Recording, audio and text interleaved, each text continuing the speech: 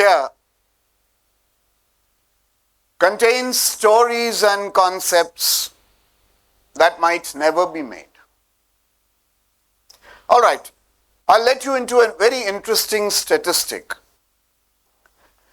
You see, scientists are of the opinion that the odds of a human being coming into existence is 1 in 10 raised to 26,85,000.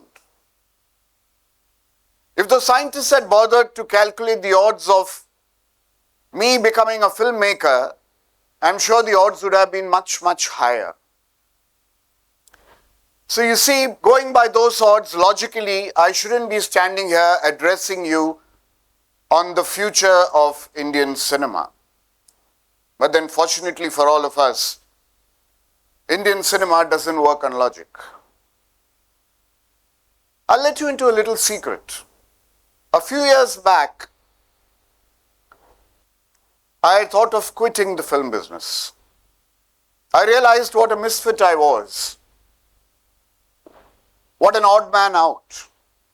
I mean, how do you survive in a business where the financer asks you to add an item number because his wife loves it? The producer asks you to reshoot a few scenes because her astrologer asked her to do so.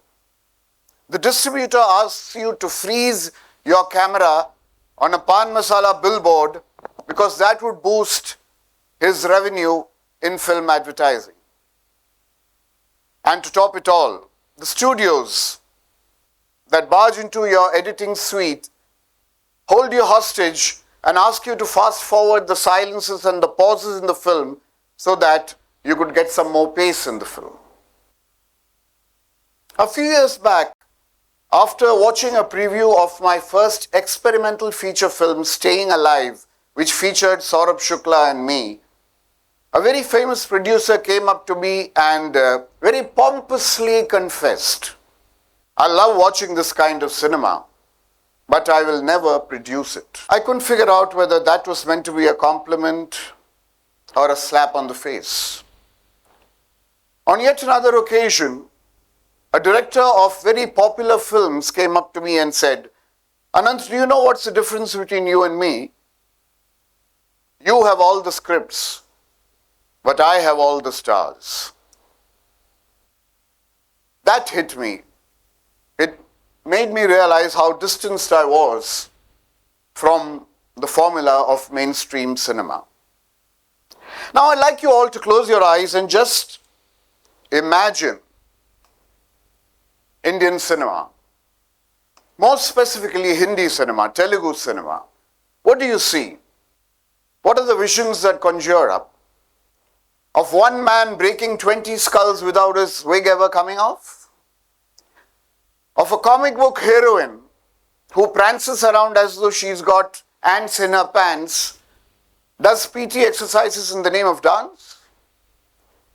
Sequences that defy physics, chemistry and gravity and make Newton and Einstein look like nincompoops. You see, before embarking on this journey as an actor and a filmmaker, I had taken great care to tutor myself from all the great institutions of the world. And by that I don't mean the acting academies or the filmmaking schools. I closely studied the works of great masters like Bergman, Fellini, Truffaut, Godard, Vittorio De Sica, Kurosawa, Eisenstein, Satyajit Ray, Mrinal Sen, Ritwik Ghatak, Adur Gopal Krishnan, Arvindan, and so many of them. You see, this was what was happening to me at that stage. It made me realize that all this lofty education did not hold me in good stead when it came to the parameters of Indian cinema. A few years ago, I wanted to pay homage, tribute to the great Satyajit Ray on the occasion of his centenary. I wanted to make a film based on an original story written by him in Bengali as a Hindi feature film called The Storyteller. I was under the impression that funders and producers would jump over each other in trying to acquire the rights of the first film that featured Ray after his death. But I was the ignorant one. One producer turned around and said, "Who, Satyajit Ray?" Yet another one said, "Why are you harping on Satyajit Ray? Get some famous names to feature in your film." Yet a third one said, "I don't think Satyajit Ray sells at the box office." I met 13 producers who could not make up their mind about Ray. And that is when the thought of quitting came into my mind. But then, quitters don't win, and winners don't quit. The Storyteller eventually got made after a traumatic journey, but it redeemed itself by winning international acclaim at festivals in Busan, Palm Springs, Chicago, Houston, Melbourne, the IFFI in Goa, the International Festival of Kerala, and even won the Audience Award at Stuttgart in Germany. I was staying alive. Satyajit Ray once very famously remarked, "We have a fairly backward audience here." I'm sure he meant and included the producers, the financiers, and the distributors in that audience. The veteran director Rishikesh Mukherjee once told me, "Ananth, in India to be outstanding, all you have to do is be mediocre." And that is what we've been doing for so many years.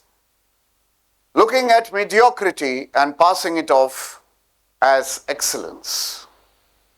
So I decided to define the enemy here. And no, it's not commercial cinema. It's formulaic laziness. Now here's what the algorithms will not tell you. We have been confusing formula for culture for more than 100 years. You see, I had the good fortune of meeting up with modern masters like Christoph Zanussi, Mohsen Makhmalbaf, and Majid Majidi. I posed this question to Majid Majidi, the Iranian auteur. What is it that ails Indian cinema? What is it that we have to do to reach standards of global cinema? And he made a very interesting observation. He said, "My friend, you come from the land of Satyajit Ray. He was the man who inspired me to become a filmmaker. He inspired the likes of Martin Scorsese. Kurosawa swore by him. So, carry his legacy forward. Continue his tradition. Make films that are dedicated to the kind of cinema that the global cinema expects you to, and you will find your way." There was another very interesting aspect I discovered about cinema. Cinema is like falling in love. It's romance. And when you fall in love so passionately, money is the last thing that comes to your mind. You fall in love with an idea, you get fired up by that idea, you convert that idea into life, into films. And like romance and love, cinema becomes a beautiful journey. So be soft enough to feel that journey, but be tough enough to carry it through right up till the end. I'd like to discuss here, I'd like to address the fault lines that lie in 100 years of storytelling in Indian cinema. It's not forgetting who we are, but reaching out to global frontiers. And here we must remember that global forces will not call out to us. It is up to us to make cinema of substance that will be taken seriously and not scoffed at. See, it's all very well to take pride in the fact that our country makes the maximum number of films in the world. But do you know that less than 2% of our revenue comes from international sales? Whilst countries like Korea and Iran, which are half the size of Maharashtra, are topping the Netflix charts and winning Oscar awards. So here is the warning sign. Most of the filmmakers of our generation are being misled into believing that they should become content creators. Now, Steven Spielberg did not create content. Stanley Kubrick did not depend on content to make the algorithm tables work. All the filmmakers whom we have adored, whose work we have loved, made a career not about making content, but cinema of substance. There is no shortcut in creativity. I mean, I can understand we keep prompts these days, but if prompting was all that was required, the theatre artist would never learn his lines and depend on the prompter to enhance his performance. No self-respecting storyteller would want to sacrifice his or her independence or freedom to a fabricated algorithm system. It's like consuming processed foods, and that's not healthy. Yes, we all know that AI can be a very imaginative tool in the right hands. Maybe in industries like medicine, engineering, research, education. But storytelling is an emotional fingerprint. Technology may be able to replicate patterns, but it cannot replicate living experiences. AI may be able to ape anything, but it cannot replicate heartbreaks. It cannot replicate emotions, pathos, joy, ecstasy, catharsis, all of which cinema asks for. So what I would say is AI is like fire, a good servant but a bad master. And so the future calls for the voice of a brave new generation.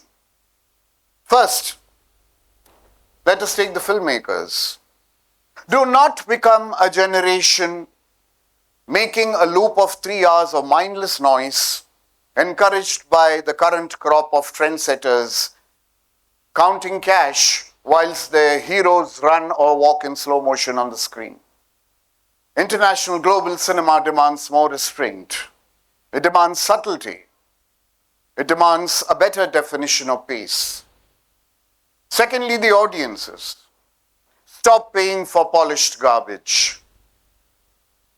Refuse to get drugged and numbed into believing something in the name of cinema. Go beyond the parameters of mainstream cinema. Remember, your ticket is your vote for better cinema. And finally, the most important component of them all, the investors, the platforms, the funders. Don't question us and ask us who the leading man is.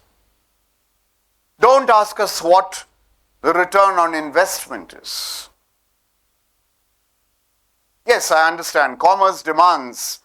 Give them what worked the best over the last few years. But then they are not making cinema. They are making checklists. And checklists cannot make love. Checklists cannot cry. Checklists cannot turn you into immortal filmmakers. So, try and be pioneers.